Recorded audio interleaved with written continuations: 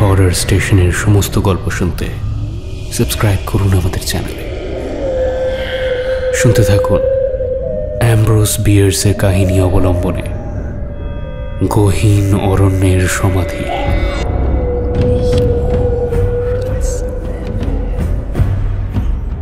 মৃত্যুর পরে প্রাকৃতিক নিয়মেই আমাদের শরীরে পচন ধরে, কিন্তু যদি কখনো প্রকৃতির সেই নিয়মে ব্যতিক্রম ঘটে, কিংবা ধরুন পচনটা মৃত্যুর আগেই ধরতে শুরু করলো, তবে শরীরে নয় মনে, কি হয় তখন? শুনতে থাকুন মোহনা দেব রায়ের ভাবানুবাদে অ্যামব্রোস বিয়ার্সের কাহিনী অবলম্বনে গহীন অরণ্যের সমাধি।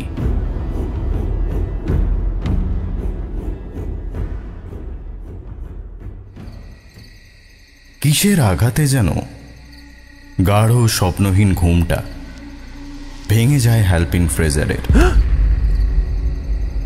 মাটি থেকে মাথাটা খানিকটা তোলে সে।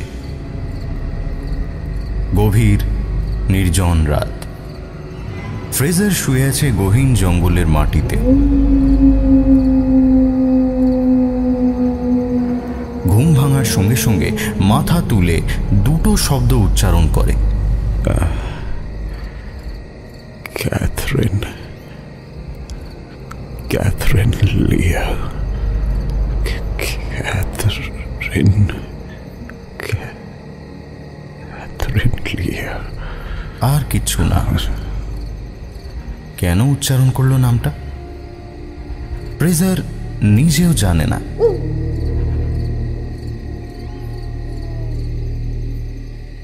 ফ্রেজার থাকতো সেন্ট হেলেনাতে। যদিও এখন কোথায় থাকে সেটা বলা যায় না, কারণ এখন সে মৃত। জঙ্গলের মধ্যে ভিজে মাটি আর শুকনো পাতার ওপর গাছের ডাল আর খোলা আকাশের ছায়ায় ঘুমিয়ে কেউই দীর্ঘ জীবনের প্রত্যাশা করতে পারে না। ফ্রেজারের বয়স হয়েছিল 32। মৃত্যুর পক্ষে উপযুক্ত বয়স মোটেই নয়। তবে ফ্রেজারের মৃত্যু ঠান্ডায় বা কোনো প্রাকৃতিক কারণে হয়নি। ঠিক কী কারণে মারা গেল সে? ফ্রেজার মনে করার চেষ্টা করে। আজ সারাদিন সে নাপা উপত্যকার পশ্চিম দিকের পাহাড়ে পাহাড়ে ঘুরেছে। বছরের এই সময়টা এখানে অনেক ছোট ছোট পাখির দেখা মেলে, কিন্তু বিকেল গড়ানোর সঙ্গে সঙ্গে আকাশে মেঘ জমা হতে শুরু করেছিল। কম্পাসটাও গিয়েছিল হারিয়ে।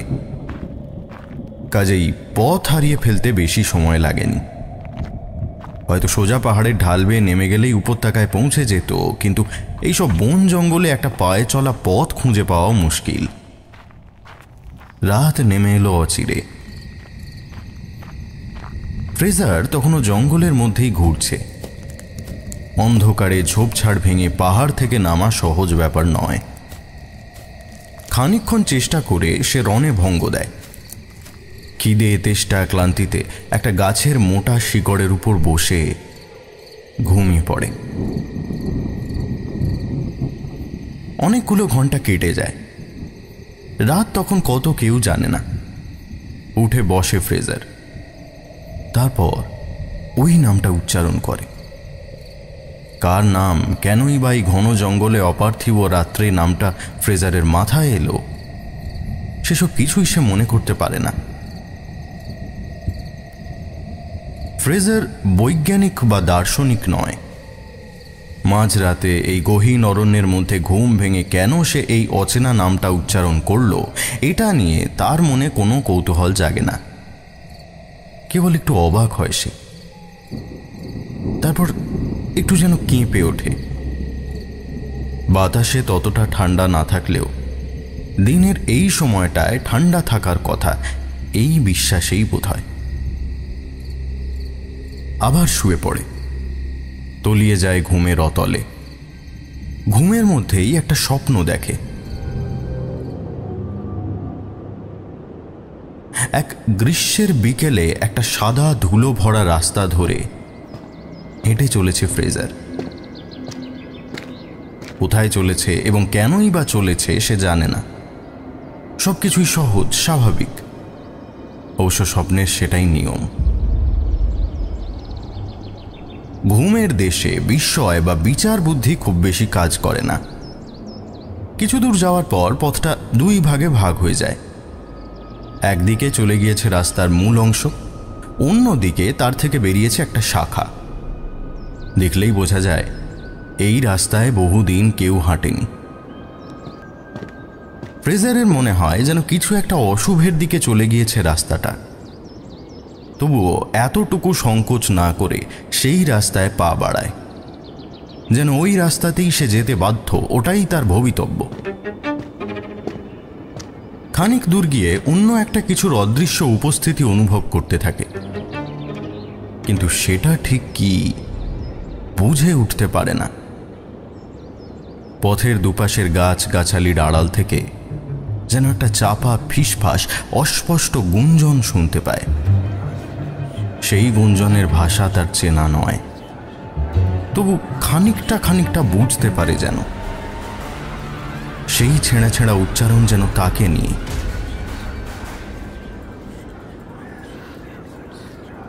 অনেক রাত হয়ে গেছে। এই বনের পথ অনন্ত। কোথা থেকে একটা অদ্ভুত লালচে মরা আলো আসছে, চাঁদের গা থেকেই বোধহয়। কিন্তু তাকে চোখে পড়ছে না আকাশে কোথাও। সেই আলোয় জঙ্গলের কোনো কিছুর ছায়াও পড়ছে না। রাস্তার কাদায় গাড়ির চাকার গভীর গর্ত, জায়গায় জায়গায় গাড্ডা, জল জমে আছে। বৃষ্টি হয়েছে।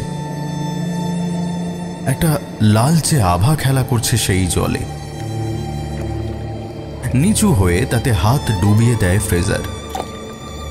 হাতটা লাল হয়ে যায় তার। রক্ত, সামনের গর্তে জমা হয়ে আছে রক্ত।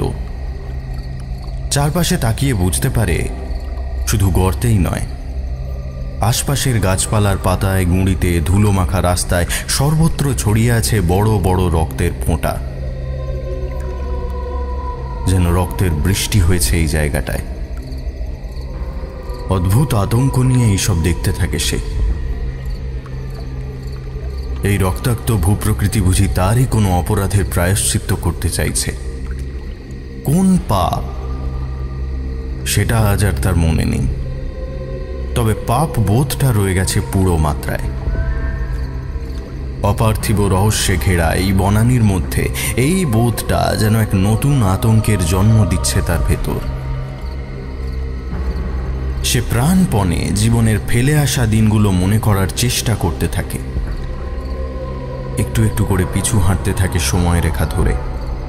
অসংখ্য দৃশ্য আর ঘটনা ভিড় করে আসে তার মাথায়, একটা আর একটার নিচে চাপা পড়ে যায়। না, কোথায় সেই পাপ? কোনো দৃশ্যে কোনো অপরাধের স্মৃতি ধরা পড়ে না। যেন সে আধার রাতে কাউকে খুন করেছে, কিন্তু কাকে করেছে বা কেন করেছে এই সব প্রশ্নের উত্তর তার কাছে নেই। কোনো একটা তীব্র অজানা ভয়ে দম বন্ধ হয়ে আসতে থাকে ফ্রেজারের। উৎসহীন আলোটা জ্বলতে জ্বলতে তাকে কিসের যেন ভয় দেখাতে চাইছে। অন্ধকারের আড়ালে অর্ধেক লুকিয়ে থাকা গাছগুলো কোনো অজানা প্রতিহিংসায় জ্বলছে, আর প্রতি মুহূর্তে আরো বেশি করে অস্থির করে তুলছে ফ্রেজারকে। মাথার উপর থেকে, নিজের চারপাশ থেকে ক্রমাগত ভেসে আসছে কোনো অস্পষ্ট জিঘাংসা মাখা চাপা ফিসফিসানি, অপার্থিব দীর্ঘশ্বাস। ফ্রেজার আর পারে না, একটা প্রচণ্ড চিৎকার গলা ভেঙে বেরিয়ে আসে তার। কিন্তু নিজের গলার আওয়াজও অচেনা লাগে। আকাশ বাতাস আন্দোলিত করে সেই আওয়াজ দূর থেকে দূরে মিলিয়ে যায়। নিস্তব্ধতা নেমে আসে আবার। কিন্তু এর মধ্যেই খানিকটা সাহস পেয়ে যায় সে। গলা তুলে বলে, আমি হার স্বীকার করব না।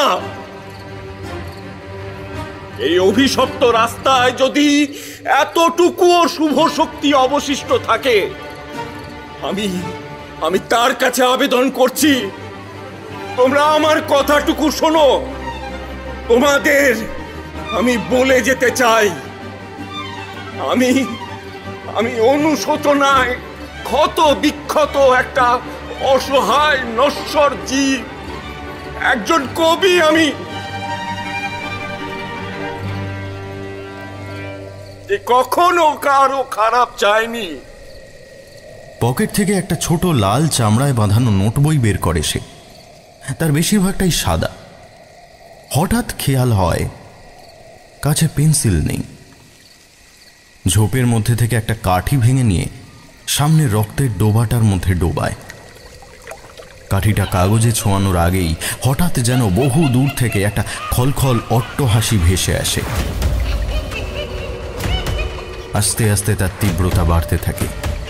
ধীরে ধীরে যেন এগিয়ে আসছে সেটা। সেই হাসির মধ্যে কোনো আবেগ নেই, উৎফুল্লতা নেই, রসবোধ নেই, যেন এক উন্মাদের অনিয়ন্ত্রিত হাসি। যত কাছে এগিয়ে আসতে থাকে তার চেহারা ততই বদলে যেতে থাকে অপার্থিব চিৎকারে।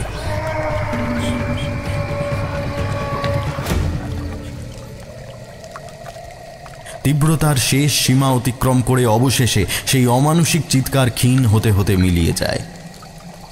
কিন্তু ফ্রেজার স্পষ্ট বুঝতে পারে যার কণ্ঠ থেকে এই চিৎকার বেরোচ্ছিল সে খুব কাছেই আছে, দূরে যায়নি। একটা অদ্ভুত অনুভূতি ধীরে ধীরে গ্রাস করে নিতে থাকে তার শরীর। নিজের চারপাশে এতক্ষণ যে উপস্থিতি টের পেয়ে সে ভয় পাচ্ছিল, হঠাৎ করেই যেন তার থেকেও বেশি শক্তিশালী কিছুর একটা আবির্ভাব ঘটেছে এই অভিশপ্ত বাতাসে। এইমাত্র ভেসে আসা উন্মাদ অট্টহাসিটা যেন সেই হেসেছে। সে যেন এগিয়ে আসছে, কিন্তু কোন দিক থেকে আসছে সেটা আঁচ করা সম্ভব নয়। ফ্রেজার সেসব অগ্রাহ্য করে প্রাণপণে লিখতে থাকে। যে করেই হোক তাকে এই লিখিত আবেদনটা রেখে যেতে হবে এই অরণ্যের যে কোনো শুভ শক্তির কাছে। হয়তো সেটাই তার বাঁচার একমাত্র উপায়। একবার মাত্র রক্তে ডোবানো কাঠিটা যেন অনন্তকালীর যোগান দিয়ে যেতে থাকে তার নোটবুকে। লিখতে লিখতে হঠাৎই একটা বাক্যের মাঝখানে তার হাত থেমে যায়। পলকে চোখ তুলে সে দেখে সামনে দাঁড়িয়ে আছে একটা বিবর্ণ রক্তশূন্য শরীর। প্রাণহীন শূন্য ঠান্ডা চোখে সে তাকিয়ে আছে তার দিকে। তার পরনে সাদা পোশাক, কবরে যাওয়ার পোশাক। এই মুখটা ফ্রেজারের খুব চেনা। একসময় তার একটা দিনও কাটত না একে না দেখে। অস্ফুট স্বর বেরিয়ে আসে ওর গলা দিয়ে।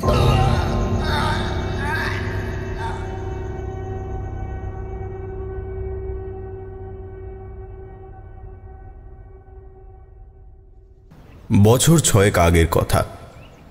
একদিন সকালে হ্যালপিন ফ্রেজারের বাবার ন্যাশভিলের বাড়িতে নিজের মায়ের ঘরের দরজায় টোকা দিল হ্যালপিন। এই বাড়িতেই বড় হয়েছে সে। তার বাবা ছিলেন রাজনীতিবিদ। সেই সুবাদে সমাজের বিভিন্ন মহলে তাদের চেনা জানা ছিল। হ্যালপিনের অন্যান্য ভাইয়েরা বাবার দেখানো রাস্তা অনুযায়ী আইনশাস্ত্র পড়লেও হ্যালপিনের ঝোঁক ছিল কবিতার দিকে। মনে মনে কবি হওয়ার একটা সুপ্ত বাসনা পোষণ করত সে, যদিও কবিতা লেখায় বিশেষ প্রতিভা তার ছিল না। সে কখনো যথাযথ ভাব এবং ছন্দ বজায় রেখে 2 লাইন কবিতাও লিখতে পেরেছে এমনটা কেউ বলবে না। তবে তার মায়ের দিকের একজন পূর্বপুরুষ মাইরন বেইন ছিলেন বিখ্যাত কবি, কিন্তু তাতে বিশেষ লাভ হয়নি। সব দিক থেকেই হ্যালপিন ফ্রেজার বংশের একটি বিগড়ে যাওয়া কুলাঙ্গার। সারাদিন ব্যস্ত বাবার থেকে নির্বিকার উদাসীন্য ছাড়া কখনোই কিছু জোটেনি তার ভাগ্যে। তার একটা কারণ হলো তার কাছ থেকে বিশেষ কিছু প্রত্যাশা করতেন না সিনিয়র ফ্রেজার। কিন্তু হ্যালপিন ছিল তার মায়ের খুব আদরের। তাকে সর্বক্ষণ চোখে হারাতেন মহিলা। পৃথিবীতে হ্যালপিনের একটাই বন্ধু ছিল, তার মা। মাকে সে ছোট থেকেই মা না বলে নাম ধরে ডাকত। তার উপর এই মহিলা ছিলেন মাইরন বেইনের একজন একনিষ্ঠ ভাবশিষ্যা। কাজেই ছেলের কবিতা লেখার শখকে তিনি আপাদমস্তক প্রশ্রয়ের চোখেই দেখতেন। হ্যালপিন একটু বড় হওয়ার পর থেকে দুজনকে আলাদাই করা যেত না। মিসেস ফ্রেজার সব সময় ছেলেকে আগলে আগলে রাখতেন, আর ছেলেও ছিল মা অন্তপ্রাণ। সব মিলিয়ে দেখতে গেলে মা আর ছেলের মধ্যে একটা ব্যতিক্রমী ধরনের বন্ধন ছিল। তবে ফ্রেজারের বাবা, স্ত্রী বা ছোট ছেলে কাউকে নিয়েই মাথা ঘামাতেন না। হ্যালপিনের ডাকে দরজা খুলে দেন তার মা ক্যাথরিন ফ্রেজার। ঘরে ঢুকেই আদর করে তার গালটা টিপে দেয় হ্যালপিন।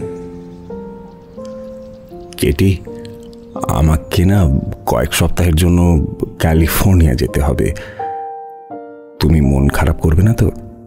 পলকে গম্ভীর হয়ে যায় ক্যাথরিনের মুখ, দু চোখ ভরে ওঠে জলে। একটা চেয়ারের উপর ধপ করে বসে পড়ে কান্না ভেজা গলায় সে বলে, আমি জানতাম আজ তুমি এইটাই বলতে আসবে। জানো তো, কাল সারা রাত ঘুমোইনি আমি। অর্ধেক রাত আমার কেটেছে চোখে জল ফেলে। কেন জানো? কারণ বাকি অর্ধেক রাত্রে আমি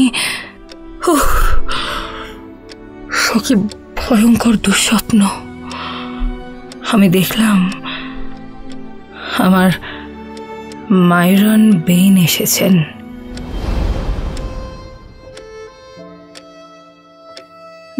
দাঁড়িয়ে আছেন ওর পোর্ট্রেটের পাশে। আমি তাকাতেই উনি তোমার পোর্ট্রেটের দিকে আঙুল দেখালেন। আমি আমি ভয়ে ভয়ে তাকিয়ে দেখি তোমার ছবিটা একটা সাদা কাপড়ে ঢাকা, যেমন যেমন কাপড়ে আমরা মৃতদেহকে চাপা দিই, সেই রকম কাপড়। তার নিচ দিয়ে আবছা ভাবে দেখা যাচ্ছে তোমার মুখটা, আর আর সেই সেই মুখে না না না না মুখে মুখে না, গলায় গলায় কি দেখলাম জানো? স্পষ্ট আঙুলের দাগ। তোমার বাবা তো এসে উড়িয়ে দেন এইসব কথা, কিন্তু আমরা দুজন তো জানি বলো এগুলো একেবারেই ফেলনা নয়।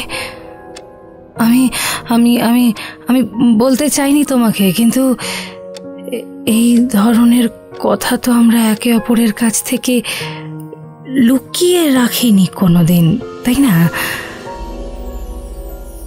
আমার মনটা বড় কুকাইছে, তোমাকে একা ছাড়তে মন চাইছে না, বিশ্বাস করো।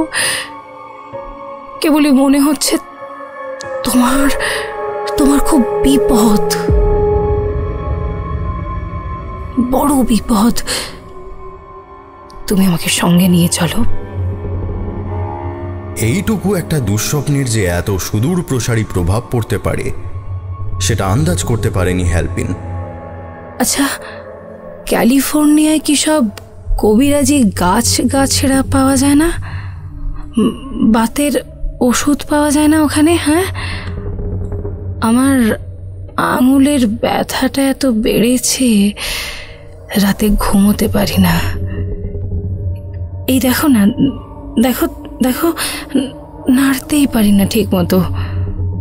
বলে 5টা আঙুল নেড়ে সে দেখায়। কোথায়? আমার তো একটুও মনে হচ্ছে না। ও, হচ্ছে না? না, মনে হচ্ছে না। তাহলে তাহলে তুমি তুমি চিন্তা করো না, আমি কয়েক সপ্তাহের মধ্যেই ফিরে আসব। আর কথা দিচ্ছি তোমার জন্য ওষুধ নিয়ে আসব, কেমন? ক্যাথরিন অনিচ্ছা সত্ত্বেও আর জোড়াজুড়ি করে না, কিন্তু মানুষ ভাবে এক, হয় আর এক। নইলে মাত্র কয়েক সপ্তাহের ছুটি কাটাতে এসে কেউ নিজের জীবনের 6টা বছর পার করে ফেলে। প্রায় 6 বছর পরে ন্যাশভিলে ফ্রেজারদের বাড়ির ঠিকানায় একটা চিঠি আসে হ্যালপিনের খবর নিয়ে। হ্যালপিনের প্রথম চিঠি। হ্যালপিন লিখেছে সান ফ্রান্সিসকোতে সে নাকি একদিন রাত্রে আনমনা হয়ে সমুদ্রের ধারে পায়চারি করছিল। এই সময় হঠাৎ কয়েকটা মুখ বাঁধা দশাশই চেহারার অবয়ব চারপাশ থেকে ঘিরে ধরে তাকে। মুহূর্তের মধ্যে কিছু বুঝে ওঠার আগেই হ্যালপিন ঠাহর করে তাকে শূন্যে চেংদোলা করে নিয়ে যাচ্ছে ওরা। কিছুক্ষণ পরেই তার স্থান হয় একটা বিশাল বড় জাহাজের খোলের মধ্যে। এই ঘটনা নাকি এইসব জায়গায় নতুন নয়। প্রায়শই এখানে সাধারণ মানুষ বা পর্যটকদের অপহরণ করে নিয়ে গিয়ে জাহাজের নাবিকের কাজ করানো হয়। দীর্ঘ কয়েক মাস পরে সেই জাহাজ এসে ভিড়েছিল প্রশান্ত মহাসাগরের একটা দ্বীপে। অপহৃত নাবিকদের অনেকেই নাকি মারা গিয়েছিল, বেঁচে ছিল হ্যালপিন। সেখানে 6 বছর অতি কষ্টে জীবন ধারণ করার পর অবশেষে এক উদ্ধারকারী জাহাজ তাদেরকে নিতে আসে। কিন্তু এই বছরে হ্যালপিনের স্বাস্থ্য এবং মানসিক বল দুটোরই খুব অবনতি হয়েছিল।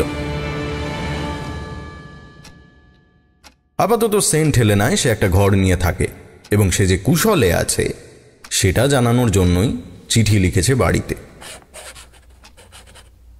এখানে এই সময়টা সে এদিক ওদিক ঘুরে বেরিয়ে আর শিকার করে কাটায়। সেরকমই একটা দিন ছিল আজকের দিনটা। আর হ্যালপিন শিকারে বেরিয়েছিল সকাল সকাল। অতীত থেকে আবার বর্তমানে ফিরে আসে ফ্রেজারের মন। তার সামনে তখনও দাঁড়িয়ে সেই অপার্থিব মূর্তি, তার মায়ের মূর্তি। এই মূর্তি দেখে কোনো ভালোবাসা, কোনো আকুলতা জন্মায় না। সমস্ত সূক্ষ্ম আবেগ অনুভূতি চাপা পড়ে যায় নগ্ন আদিম আতঙ্কে। দেহহীন আত্মার কথা সবাই শুনেছে, কিন্তু এটা তার চেয়ে অনেক অনেক ভয়ঙ্কর একটা জিনিস। এ হলো আত্মাহীন দেহ। এর চোখে কোনো ভালোবাসা নেই, করুণা নেই, জীবনের কোনো স্পর্শ নেই। কোনো অনুরোধ, উপরোধ, আবেদন এর কাছে বৃথা। এ শুধু একটাই জিনিস জানে, প্রতিহিংসা, প্রতিশোধ। এক পা করে সেই প্রাণহীন দেহ এগিয়ে আসে ফ্রেজারের দিকে। পিছতে থাকে ফ্রেজার। আতঙ্কে গলা বুজে আসে তার, তবু সে টেনে টেনে উচ্চারণ করে, কেটি, তুমি এখানে? আর আমি তো এই জঙ্গলে পথ হারিয়ে। কি হলো? হ্যাঁ, কি হলো? তুমি আমার দিকে ওইভাবে এগিয়ে আসছো কেন? একদম না, একদম ওভাবে এগিয়ে আসবে না আমার দিকে। আমি চিরকাল আমার দম বন্ধ করে রেখেছো তুমি। আদরে আমার প্রাণ ওষ্ঠাগত করে তুলেছো। তোমার হাত থেকে বাঁচার জন্য এখানে পালিয়ে এলাম, তাও ছাড়লে না আমায়। আর কত সহ্য করব? আর কত সহ্য করতে হবে আমায়? কত শাস্তি দিতে চাও আমায়? মরেও কি শান্তি হয় না তোমার? বলতে বলতে আচমকাই মাটিতে পড়ে যায় ফ্রেজার।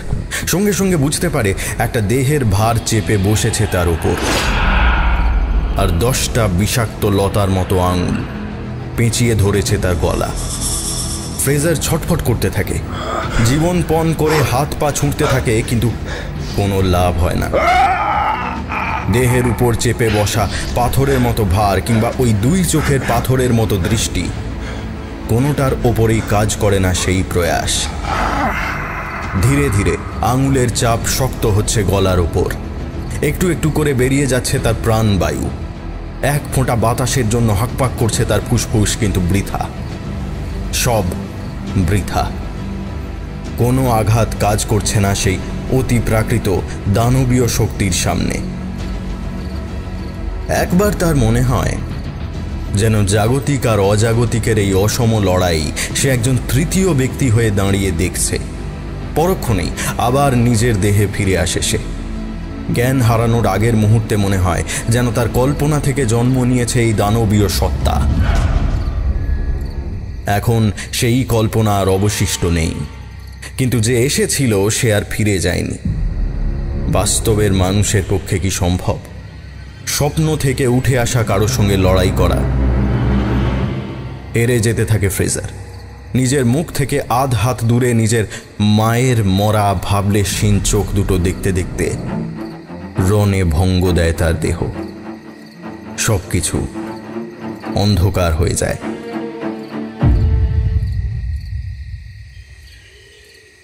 সেন্ট হেলেনা দ্বীপের পরের দিনের সকালটা কুয়াশা মোড়া, চাপ চাপ মেঘের আস্তরণে ঢাকা। সব কিছুকে কেমন ভৌতিক দেখাচ্ছিল এই আলোতে। গাছের পাতা ভারী হয়ে আছে জলীয় বাষ্পে।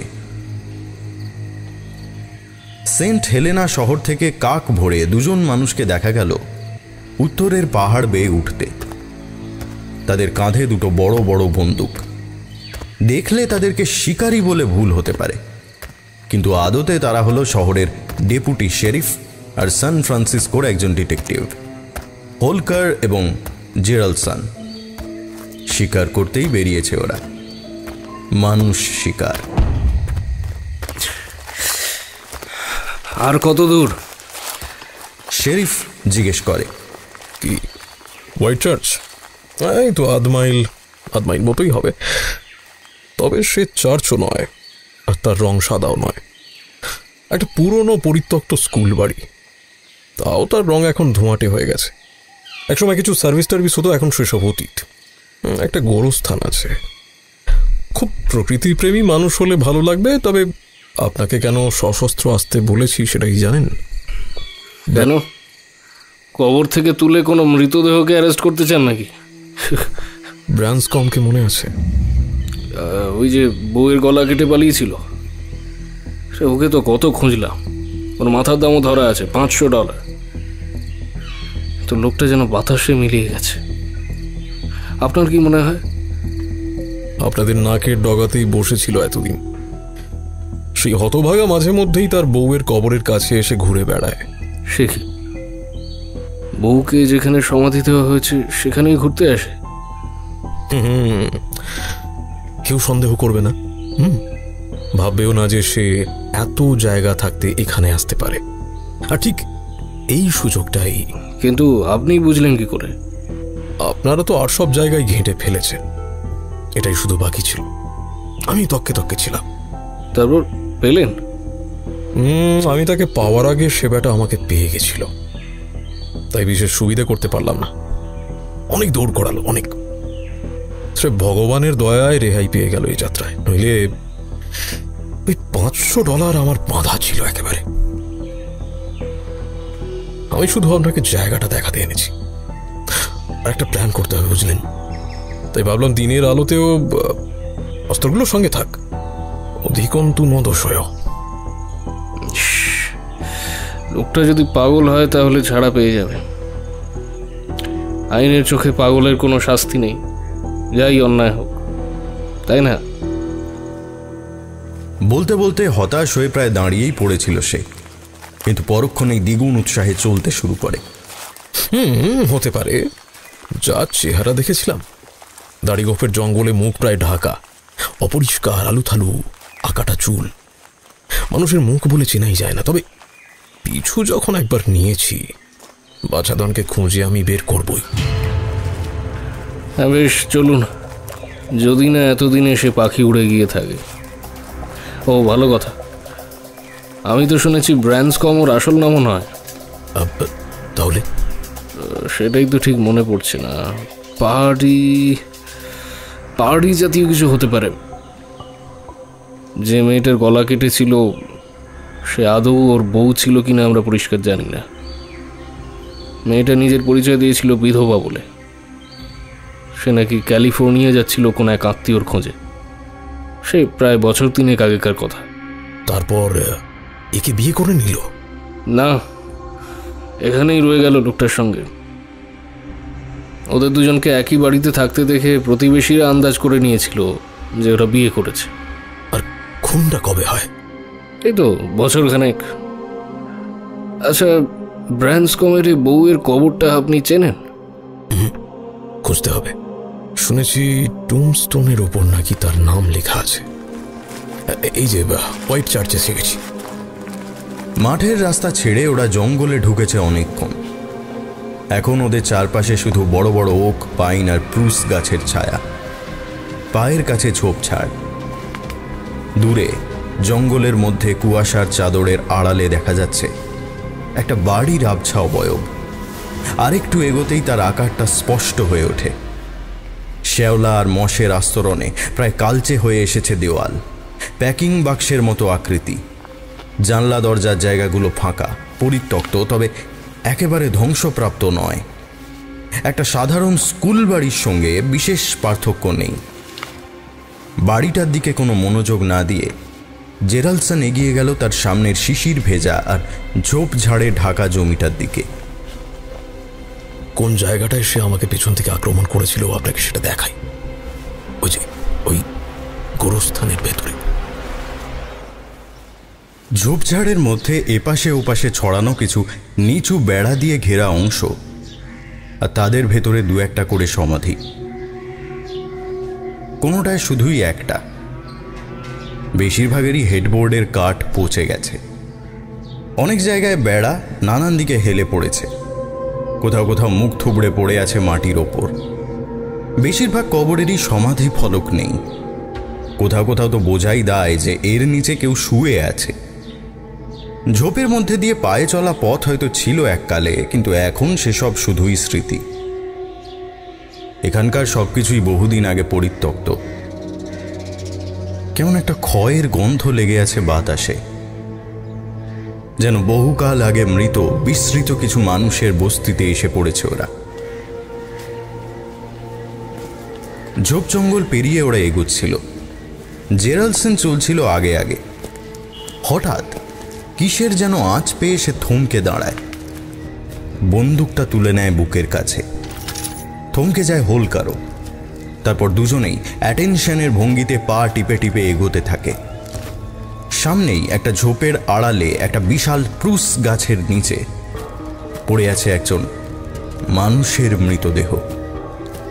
দুজনেই কৌতূহল ভরে চেয়ে থাকে সেদিকে। চিত হয়ে শুয়ে আছে মানুষটা। দুটো পা দুপাশে অনেকটা ছড়ানো, হাত দুটো খুব শক্ত করে মুঠো করা। দুটোই উঠে এসেছে বুকের কাছাকাছি। একটা হাত প্রায় গলায়। সারা দেহ জুড়েই অসম্ভব ধস্তাধস্তির ছাপ। গলায় 10টা আঙুলের দাগ গভীরভাবে কেটে বসেছে, যেন চেপে ছোট করে দিয়েছে গলাটাকে। বোঝাই যাচ্ছে অমানসিক শক্তি প্রয়োগ করা হয়েছে। যন্ত্রণা আর জমাট রক্তের প্রভাবে মুখটা প্রায় নীল হয়ে গেছে। দু চোখের অভিব্যক্তি দেখলে মনে হয় কোনো অবর্ণনীয় আতঙ্কের সাক্ষী হয়ে থেকেছে তারা। মাথাটা অদ্ভুতভাবে একদিকে বাঁকানো। চোখ দুটো কোটর থেকে ঠেলে বেরিয়ে এসেছে অনেকটা করে। জিভটা বেরিয়ে একপাশে ঝুলছে। সারা দেহ শিশিরের জলে ভেজা। চুল আর গোঁফের উপর জমা হয়েছে বিন্দু বিন্দু জলকণা। কিসের সঙ্গে লড়াই করছিল লোকটা? কাছেই একটা শিকার রাখার ব্যাগ আর গাদা বন্দুক। ব্যাগটার মধ্যে কিছু মৃত পাখির দেহ পাওয়া গেল। সমস্ত জায়গাটাতেই একটা বিভৎস ধস্তাধস্তির চিহ্ন। লোকটার পায়ের দুপাশের মাটি আর তার উপরে পাতার আস্তরণের ওপর স্পষ্টভাবেই অন্য কারো পায়ের পাতার চিহ্ন। কোমরের দুপাশে যেভাবে মাটি চেপে আছে তাতে বোঝা যায় কারোর হাঁটু বসেছিল ওখানে। কিন্তু কার? কি বিচ্ছিরি ভাবে মেরেছে। জেরাল্ডসন বন্দুক বাগিয়ে ধরে চারপাশটা একবার ঘুরে নেয়। তারপর আপন মনেই বলে ওঠে, ওই উন্মাত্তার কাছে ব্রান্সকম বা পার্টি যাই হোক না কেন। বলেই তার চোখ দুটো কুঁচকে যায়। সে ঝুঁকে পড়ে মৃতদেহটার মুখের উপর খুব মগ্নভাবে কিছু দেখতে থাকে। কি দেখছেন? ওই মুখের আদলটা কিরকম যেন চেনা চেনা লাগছে। চেনা চেনা? কোথায় দেখে থাকতে পারেন নাকি আপনি? সেটা মনে পড়লে তো হয়েই যেত। বলে আরো মিনিট খানেক ভ্রু কুঁচকে মৃত মানুষটার মুখের দিকে তাকিয়ে থাকে জেরাল্ডসন। তারপর মাথা ঝাঁকিয়ে উঠে পড়ে। এরই মধ্যে পাতার স্তূপের উপর ঝোপের আড়ালে কিছু একটা দৃষ্টি আকর্ষণ করেছিল শেরিফের। একটা লাল চামড়ায় বাঁধানো নোট বই। বইটা তুলে পাতা উল্টায় সে। বেশিরভাগটাই সাদা। কেবল শেষের দিকে পরপর কয়েকটা পাতায় লাল কালিতে লেখা আছে একটা নাম, হ্যালপিন ফ্রেজার। আর একটা পাতায় লেখা আছে কয়েকটা লাইন। কোন রহস্যের জাদুতে এই অরণ্য আমাকে মুগ্ধ করেছে জানি না, এই অপার্থিব চাঁদনি আলোয় আমি দাঁড়িয়ে আছি। এই সাইপ্রাস আর জারুল গাছের জড়াজড়ি, ওই গম্ভীর উইলো গাছটা যেন কানে কানে কিছু বলতে চায় ওই ইউ গাছটাকে। কোথাও কোনো পাখির কলরব নেই, মৌমাছির গুঞ্জন নেই, গ্রীষ্মের মৃদু বাতাসে কেঁপে উঠছে না কোনো গাছের পাতা। বাতাস যেন বদ্ধ হয়ে আছে, নীরবতা কোনো সজীব বস্তুর মতো নিঃশ্বাস ফেলছে গাছের আড়ালে আবডালে, পাতায় পাতায়। কান পাতলেই শোনা যায় কায়াহীনদের কানাকানি। কত শতাব্দী কবরের নিচে চাপা পড়ে থাকা গোপন কথা।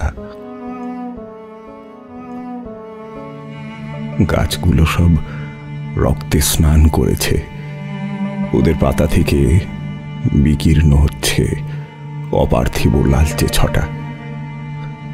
আমি চিৎকার করতে চাই, করেও ফেলি, কিন্তু সেই জাদু মন্ত্রের বাঁধন নষ্ট হয় না। আমার আত্মা আর চেতনার ওপর ধীরে ধীরে ছড়িয়ে যায় সে। তার মন নেই, হৃদয় নেই, আশা নেই, সে বড় একাকী। কোনো এক দানবীয় পূর্বাভাস বহন করে নিয়ে আসে সে জড়জগতের ওপার থেকে।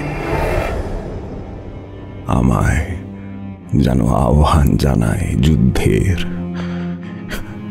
অবশেষে অবশেষে সেই অদৃশ্য। লেখাটা এখানেই শেষ। হোলকার থেমে যায়। অনেকটা বেইনের কবিতার মতো। বেইন বলতে? আরে সে প্রায় 100 বছর আগেকার কথা। তখন খুব চলতো ওর কবিতা। খুব অদ্ভুত ডিস্টার্ব করা জিনিসপত্র লিখত। আমার কাছে ওর কবিতা সংকলন রয়েছে, তবে এই বস্তুটা তার মধ্যে নেই। হয়তো বাদ পড়েছে কোনো কারণে। হ্যাঁ, চলুন ফেরত যাই, অনেকটা পথ ফিরতে হবে। বলতে বলতে দুজনেই ফেলে আসা রাস্তা ধরে এগোতে থাকে। হঠাৎই কিসে যেন হোঁচট খেয়ে থমকে যায় জেরাল্ডসন। পাতার আবরণের নিচে শক্ত কিছু একটা রয়েছে।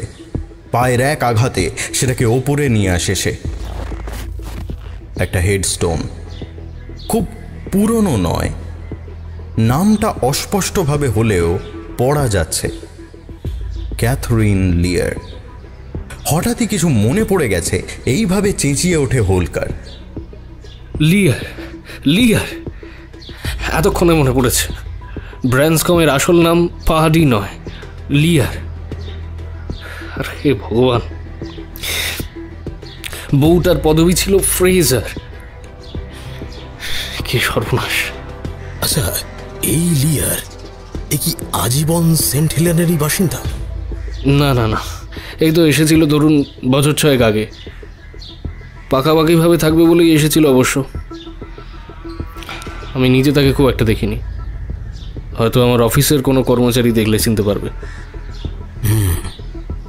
তার মানে ব্যাপারটা দাঁড়াচ্ছে 6 বছর আগে এলো লিয়ার। অন্তত আপনাদেরকে বললো যে তার নাম লিয়ার, আসল নামটা জানা যাচ্ছে না। এর কিছু বছর পর এলো ক্যাথরিন। সে এসে জানালো সে নাকি কোনো আত্মীয়ের খোঁজে ক্যালিফোর্নিয়া যাচ্ছে, কিন্তু গেল না। এখানেই লিয়ারের সঙ্গে থাকতে শুরু করল। আমরা ধরে নিলাম দুজনের স্বামী স্ত্রী। ওদের দেখে স্বামী স্ত্রী মনে হতো। তোমার কি অন্য কোনো সম্পর্কের কথা মাথায় আসছে? যাকে একদিন বউটাকে খুন করে লোকটা ফেরার হয়ে গেল, আর তারপর জঙ্গলের মধ্যে এই অচেনা মানুষটার মৃতদেহ, যার পদবি কিনা বউটার পুরনো স্বামীর পদবি, আর মুখটা অনেকটা কিছু একটা ঘোরালো ব্যাপার আছে। আচ্ছা, একটা ব্যাপারও তো হতে পারে, এই লোকটাই হয়তো ব্র্যান্সকম। লিয়ের হয়তো এরই আর একটা ছদ্মনাম। কোনো কারণে স্ত্রীকে খুন করে ফেরার হয়েছিল। কিন্তু তাই যদি হয় তাহলে একে খুন করলো কে? আমার সব গুলিয়ে যাচ্ছে একেবারে। আর ঠিক তখনই তাদের কানে ভেসে আসে একটা অদ্ভুত শব্দ, যেন হেঁচকি তুলে তুলে হাসছে কেউ। তবে সেই হাসির মধ্যে কোনো প্রাণ নেই, কোনো আনন্দ নেই, যেন উন্মাদের হাসি। মরুভূমিতে চড়ে বেড়ানো হায়নার হাসির চেয়ে বেশি প্রফুল্ল সে নয়। ধীরে ধীরে সেই হাসির আওয়াজ বাড়তে থাকে, যেন আস্তে আস্তে কাছে এগিয়ে আসছে, স্পষ্ট থেকে স্পষ্টতর হচ্ছে। শেষে মনে হয় তাদের দৃষ্টিসীমার ঠিক বাইরে থেকেই আসছে সেই অপার্থিব অট্টহাস্য।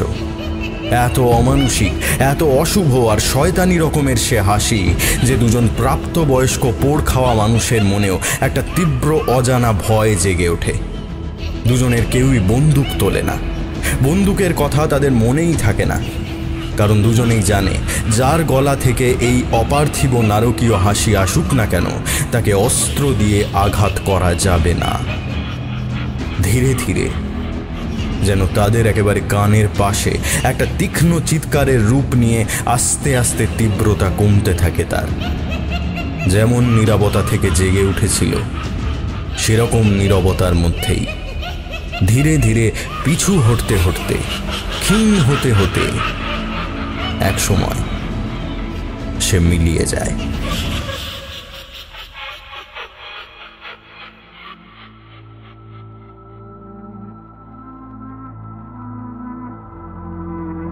আজ গল্প পাঠে ছিল শায়ক আমান, বিভিন্ন চরিত্রে এনামুল, দিতিপ্রিয়া, কৌশিক এবং আমি তমাল, শব্দ সংযোজনে নীলাভ, আবহ ও স্পেশাল এফেক্টসে সায়ন।